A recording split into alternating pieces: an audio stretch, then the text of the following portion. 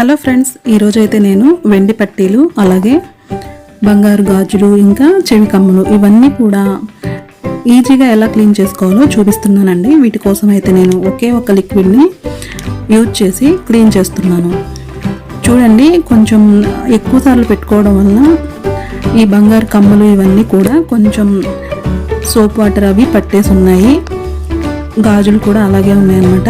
పట్టీలు అయితే మరీ బాగా నల్లగా అయిపోయాయి. ఇవన్నీ కూడా మనం క్లీన్ చేసుకుందాం. దీనికోసం అయితే నేను టూత్పేస్ట్ని తీసుకున్నానండి.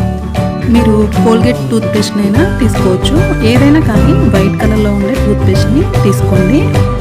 తీసుకొని ఈ విధంగా ఒక పెద్ద స్పూన్ అయితే నేను టూత్పేస్ట్ని తీసుకున్నానండి. బాగా కొంచెం వాటర్ అయితే వేసేసి హాఫ్ గ్లాస్ వరకు మిక్స్ చేసేసాను. ఇప్పుడు దీన్ని 2 భాగాలుగా చేసుకుంటున్నాను. కాళ్ళ పట్టీలు అయితే బాగా నల్లగా అయిపోయాయి కదా, వాటిని వచ్చేసి వేరుగా నానబెట్టేసేస్తున్నాను.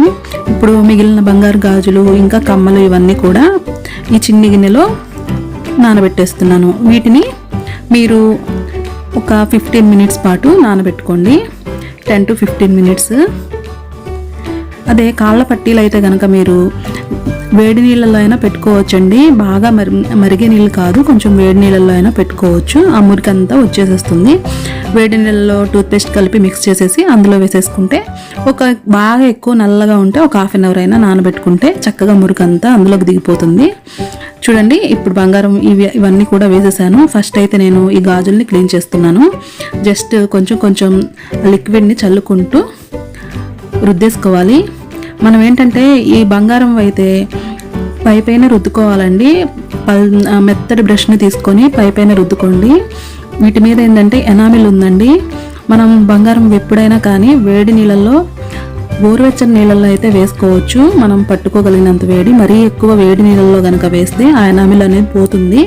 అంతేకాదండి, ఎప్పుడైనా కానీ మనకి బంగారం బాగా మరిగే నీళ్ళల్లో కొంతమందికి స్నానం చేసే అలవాటు ఉంటుంది. అలాంటప్పుడు ఒక్కొక్కసారి ఏంటంటే అవి విరగడానికి అవకాశం ఉంటుందండి.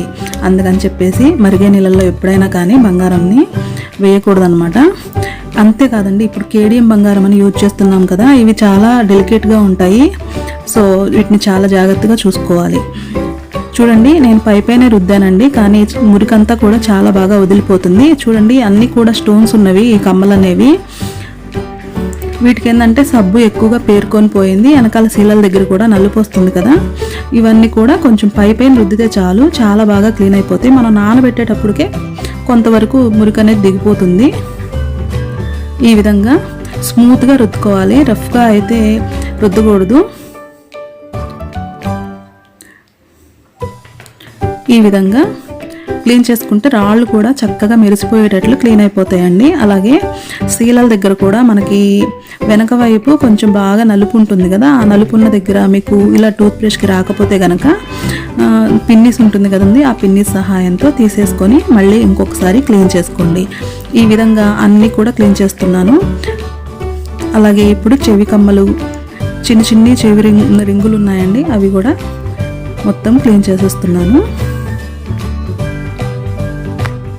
చూడండి, వీటిల్లో ఇప్పుడు వెడల్పుగా ఉన్న ఇయర్ రింగ్స్ ఉన్నాయి కదా, బుట్టలు కాకుండా, అవైతే ఒక 10 ఏళ్ళు అలా అయిందండి కొని. అయినా కానీ నేను ఇలానే క్లీన్ చేసుకుంటాను టూత్పేస్ట్ తోటి. ఇప్పటికీ కొత్త వాటిలాగా అలానే ఉంటాయి. ఎక్కువ రోజులు పెట్టుకున్నానంటే కంపల్సరీ మళ్ళీ ఇలాగే క్లీన్ చేస్తానన్నమాట.